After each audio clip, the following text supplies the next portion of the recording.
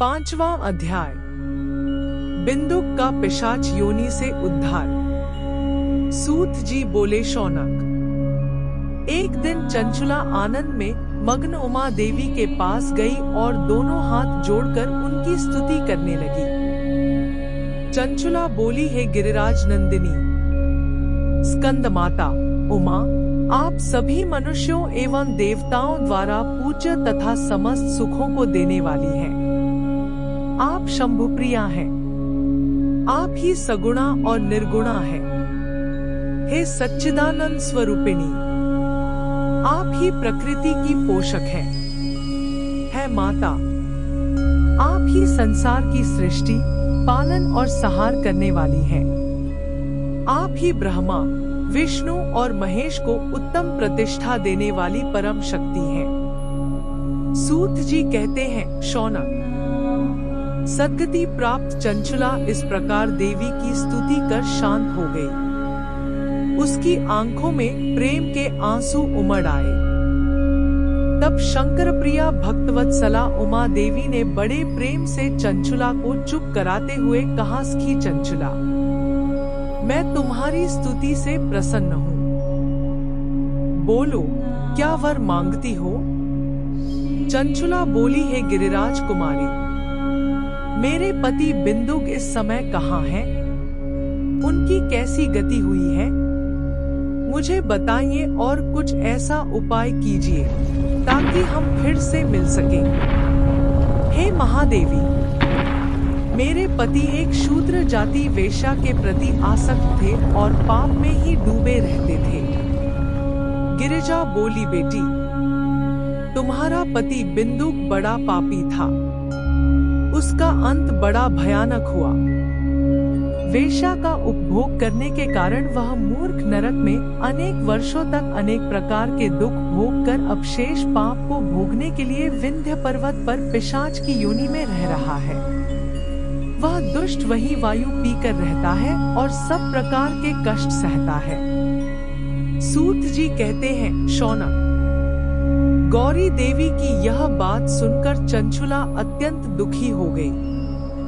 फिर मन को किसी तरह स्थिर करती हुई दुखी हृदय से मां गौरी से उसने एक बार फिर पूछा, हे महादेवी, मुझ पर कृपा कीजिए और मेरे पापी पति का अब उद्धार कर दीजिए। कृपा करके मुझे वह उपाय बताइए जिससे मेरे पति को उत्तम गति प्राप्त हो सके। गौरी देवी ने कहा, यदि तुम्हारा पति बिंदुक शिव पुराण की पुण्य में उत्तम कथा सुने तो वह इस दुर्गति को पार करके उत्तम गति का भागी हो सकता है। अमृत के समान मधुर गौरी देवी का यह वचन सुनकर चंचुला ने दोनों हाथ जोड़कर मस्तक झुकाकर उन्हें बारंबार प्रणाम किया तथा प्रार्थना की कि मेरे पति को शिव पुराण सुनाने की व्यवस्था कीजिए। ब्राह्मण पत्नी चंचुला के बार बार प्रार्थना करने पर शिवप्रिया गौरी देवी ने भगवान शिव की महिमा का गान करने वाले गंधर्वराज तुम्बुरों को बुलाकर कहा, तुम्बुरो, तुम्हारी भगवान शिव में प्रीति है। तुम मेरे मन की सभी बातें जानकर मेरे कार्यों को सिद्ध करते हो। तुम मेरी इस सखी के साथ विंध्य पर जाओ। वहाँ एक महाघोर और भयंकर पिशाच रहता है।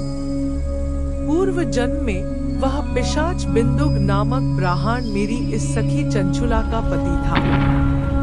वह वेश्यागामी हो गया। उसने स्नान संध्या आदि नित्य कर्म छोड़ दिए। क्रोध के कारण उसकी बुद्धि भ्रष्ट हो गई। दुर्जनों से उसकी मित्रता तथा सज्जनों से द्वेष बढ़ गया था। वह अस्त्र शस्त्र से हिंसा करता, लोगों को सताता और उनके घरों में आग लगा देता था। चांडालों से दोस्ती करता व रोज वेश्या के पास जाता था। पत्नी को त्याग कर दुष्ट लोगों से दोस्ती कर उन्हीं के संपर्क में रहता था। वह मृत्यु तक दुराचार में फंसा रहा। मृत्यु के बाद उसे पापियों के भोग स्थान यमपुर ले जाया गया। वहाँ घोर नरकों को सहकर इस समय वह विंध्य पर्वत पर पिशाच बनकर रह रहा है और पापों का फल भोग रहा है। तुम उसके सामने परम पुण्यमयी पापों का नाश करने वाली शिव पुराण की दिव्य कथा का प्रवचन करो। इस कथा को सुनने से उसका हृदय सभी पापों से मुक्त होकर शुद्ध हो जाएगा और वह प्रेत योनि से मुक्त हो जाएगा। दुर्गति से मुक्त होने पर उस बिंदुक नामक पिशाच को विमान पर बिठाकर तुम भगवान शिव के पास ले आना। सूत जी कहते हैं, शौनक, माँ उमा का आदेश पाकर गंधर्वराज तुम्बुरो प्रसन्नता पूर्वक अपने भाग्य की सराहना करते हुए चंचुला को साथ लेकर विमान से पिशाच के निवास स्थान विंध्य पर्वत गया। वहां पहुंचकर उसने उस विकराल आकृति वाले पिशाच को देखा।